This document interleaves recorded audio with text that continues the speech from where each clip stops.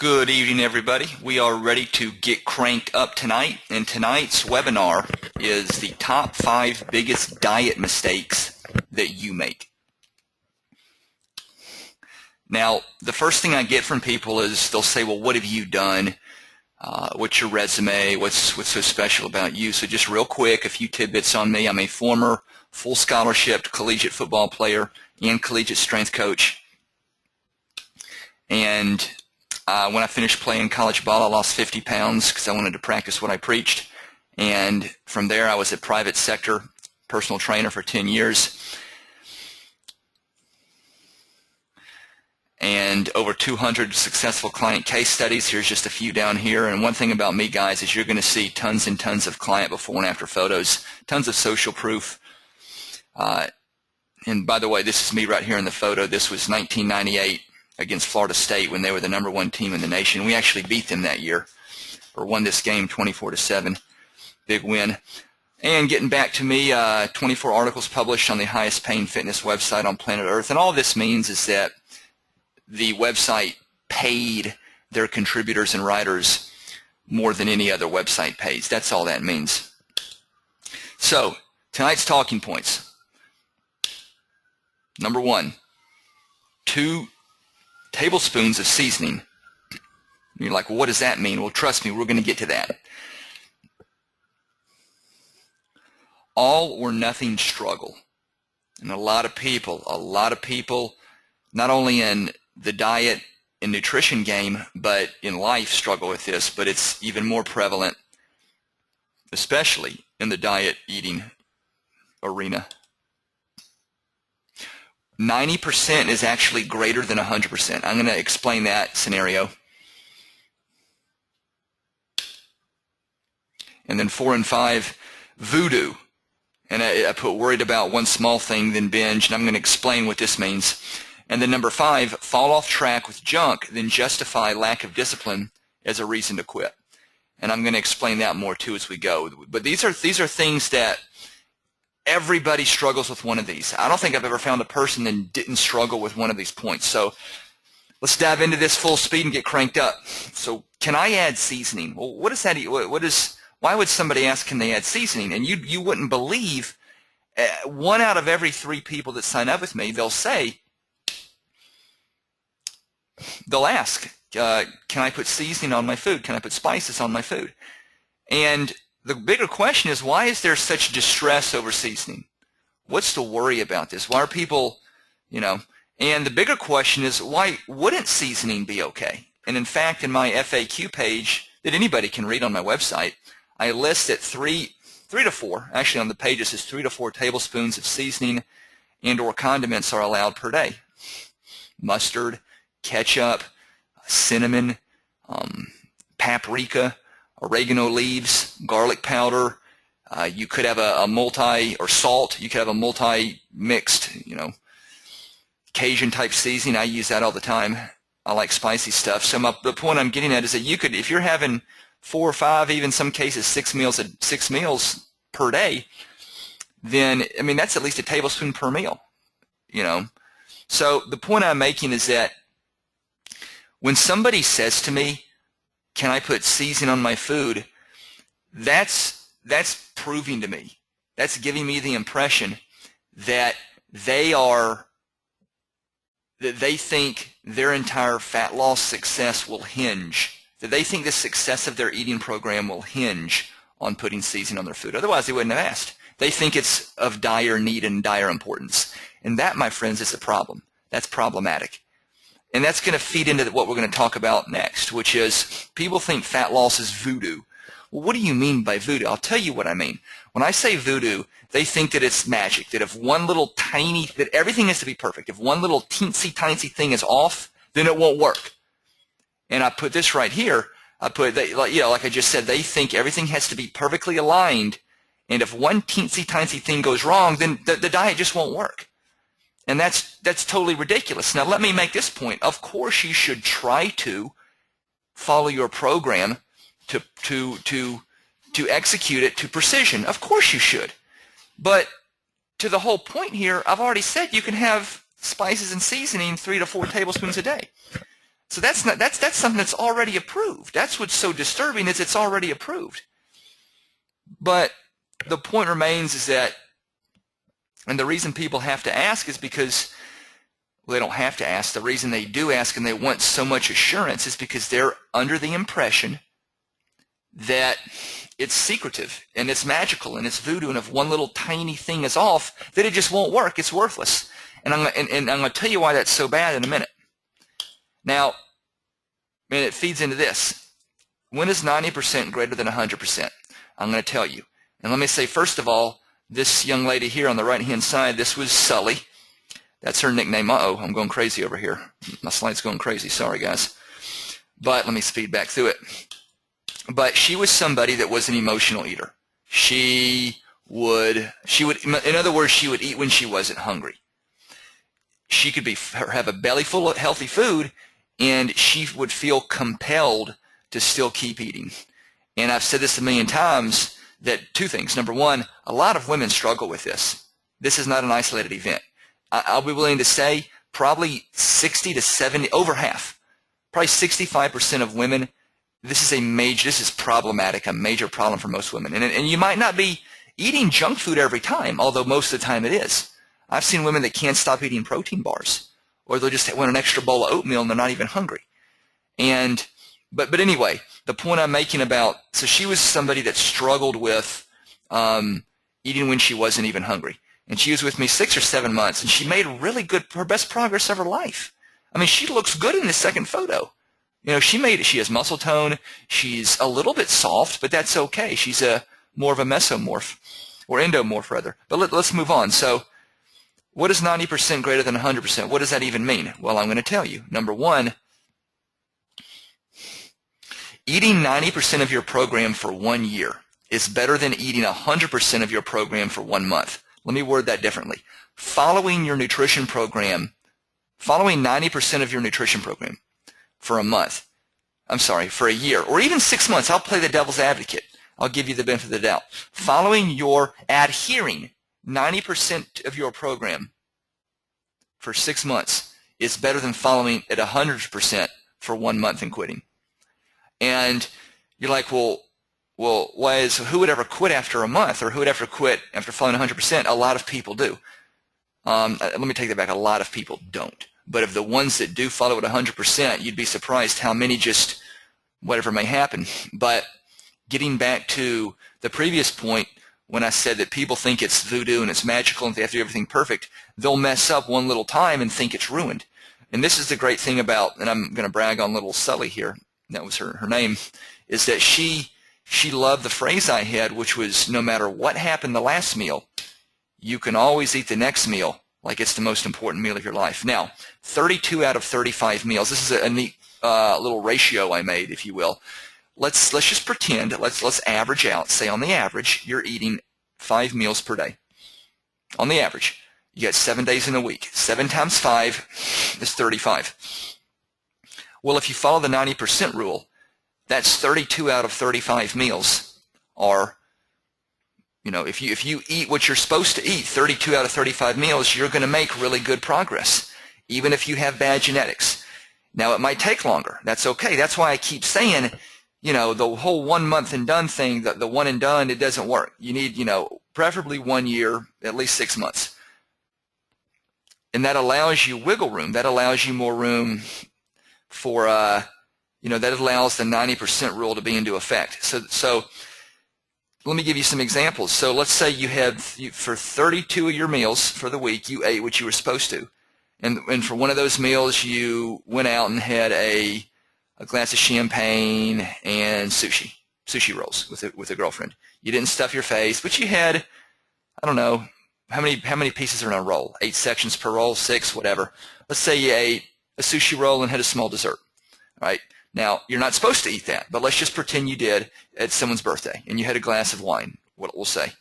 Let's say that was meal 33. For meal 34, not in this order, but just at some other point during the course of the week, you had, let's say you had to eat at a restaurant, and you just had a salad with some light salad dressing and a piece of beef or a piece of steak that wasn't on your program. Not bad at all, but probably a lot higher in calories, you know.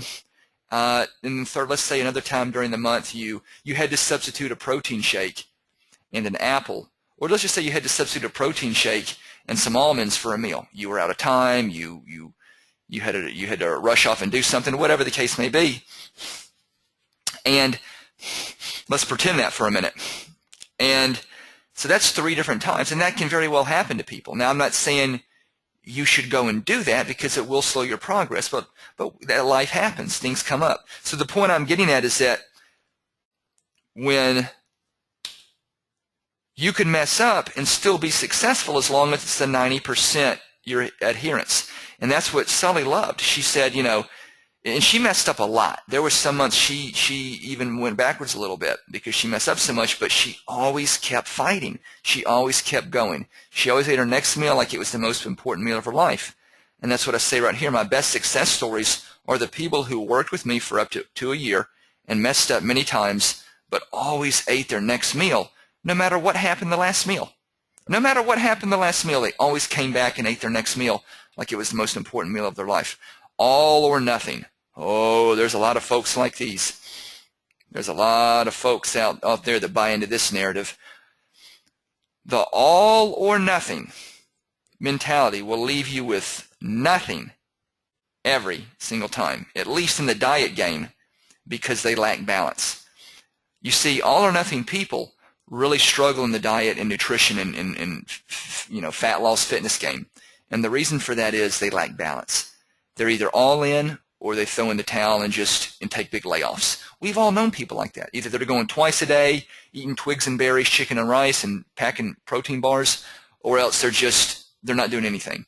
They don't know a balance. They don't know balance. There is no happy medium. You've heard that expression, the happy medium. There is none for these people. They thrive in one or the other, and this is most problematic. So if you're somebody like this, you're in a bad place.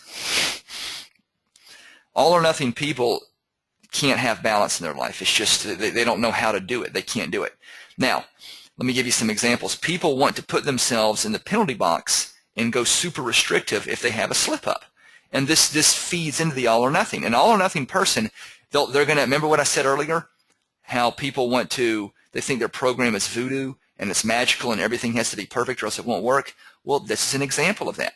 These are people, watch this now, these are people that they'll mess up, whether it's, here's a good example. They'll have half a jar of almonds. That's a bunch of calories, but it's not going to kill you if you get back on track. But the point is, I'm just using that as an example, they'll have half a jar of almonds, and they'll want to put themselves in the penalty box. Well, I mean that figuratively, not literally. They don't literally sit in a box, but my point is that they'll want to punish themselves, and by punishing themselves, they'll think, well, I better skip my next meal. And not only am I going to skip it, but I'm going to go do an hour of cardio. And then tomorrow morning, I'm going to get up and take a fat burner pill and do fasted state cardio for another hour. And then I'm going to eat a tiny breakfast. I'm going to eat like 3 egg whites and a quarter cup oats. And do you see what happens? They get back in, they put themselves in the penalty box and want to punish themselves and go super restrictive, and they end up binging a day later because they are in such a deep caloric deficit from all that. That's just one example. Here's another one. Or what they'll do, an all or nothing person, they'll just quit. They won't even try to make a comeback. They'll have a small binge. They'll have a half jar of almonds and they'll think, well, I've screwed up for good. Might as well go all out. I might as well make it worth it. I might as well really get my money's worth, so to speak. And they'll eat, a pint of ice cream and have some Doritos, and they'll go have a cupcake, and they'll eat themselves to the threshold of pain, and then they'll hate themselves, and they'll just quit. That's an all or nothing person. Don't be that way. And thirdly is, here's a good example, or they'll just quit if they're confused about something very simple. Something about the spices and seasoning I mentioned earlier, something about water. Your program clearly says everybody should drink a gallon of water per 100 pounds of body weight. That, would a 300-pound person need 3 gallons? Well, no, but I don't have any 300-pound people. Would a 200-pound person need 2 gallons? On a workout day, yeah. On an exercise day, they very well may need that much. But the point is that they'll find something that's super simple and they'll overcomplicate it, and then they'll think that they'll overthink things. And then because of something that's super simple, like the spices or seasoning, and they'll let that overcomplicate it, and then they'll just quit because they think that they'll quit out of frustration. They'll think that because I don't understand it, then it's not even worth following at 90%.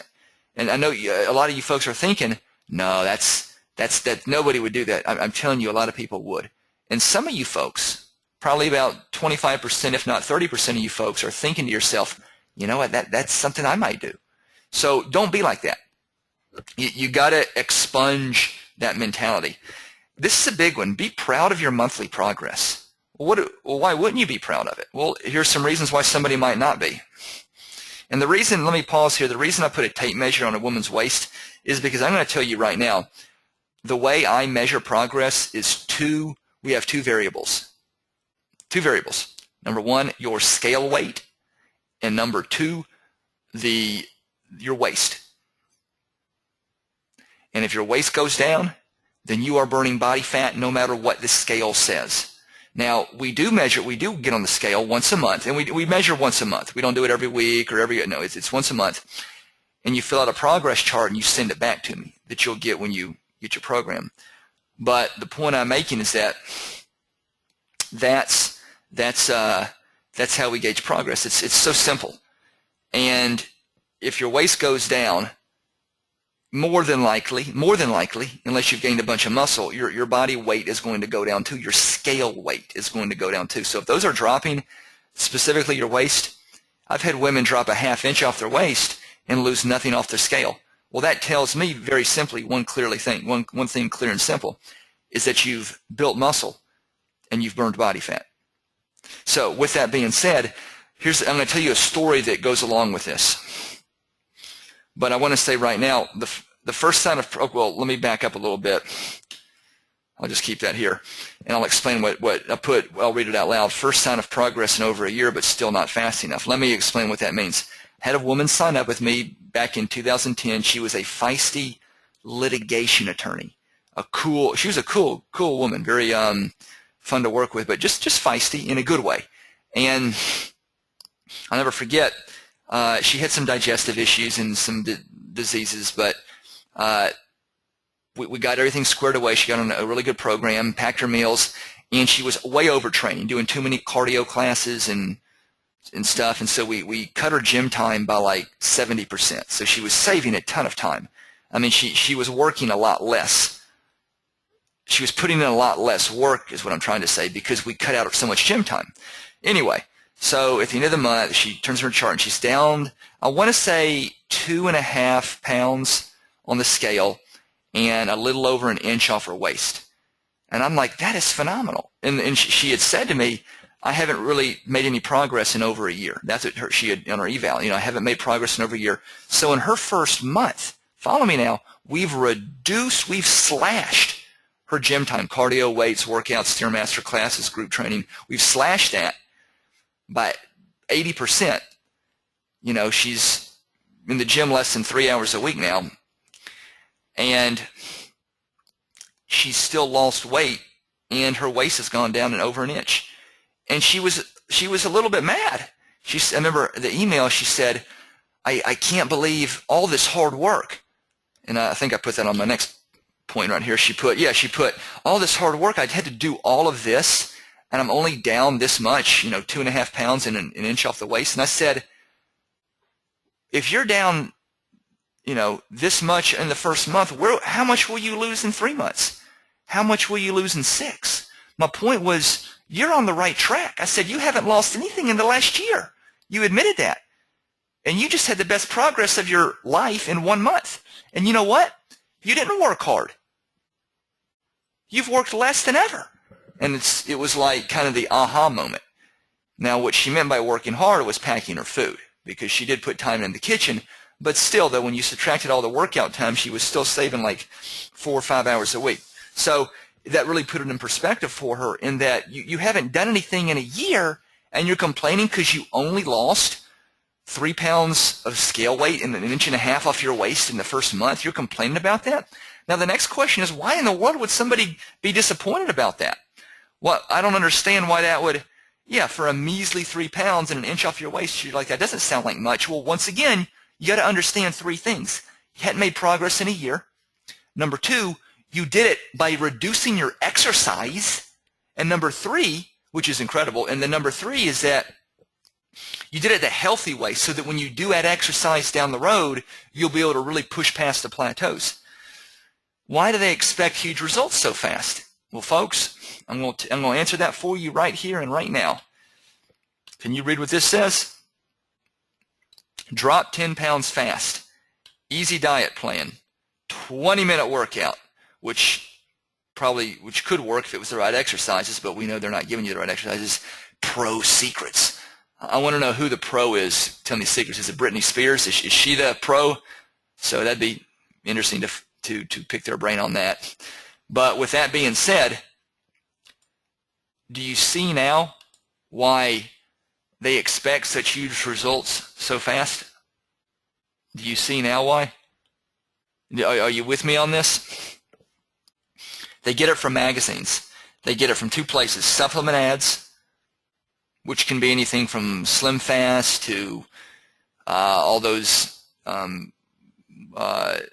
multi-level marketing things you see now with all those different companies, or it could be a hardcore supplement like a fat burner pill or a protein powder, and weight loss ads on magazines. So this is why people expect to drop. I mean, might as well say tomorrow. Fast could mean in 2 days. Does it say next week? No. Does it say next year? No. Does it say next? No. So my point I'm making is that this is not an isolated event. This is drilled into people's heads subconsciously. They see this, they think about it, and they wonder, why did I do all that to lose 3 pounds and then a bench off my waist? Well, they're missing the whole point. If you lost 10 pounds, first off, whatever method they teach would never work to 10 pounds.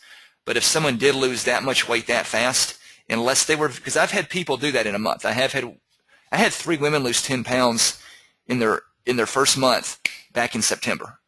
I had 3 different women all lose 10 pounds their first month. Now they were all they were all definitely over 30% body fat. So they were a little bit high. But the point I'm getting at here is that if you lose 10 pounds fast in a couple of weeks, more than likely a lot of it's water. So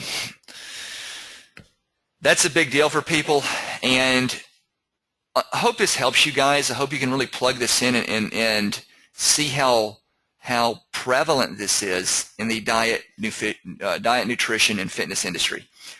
WetWolfTraining.com, signing out.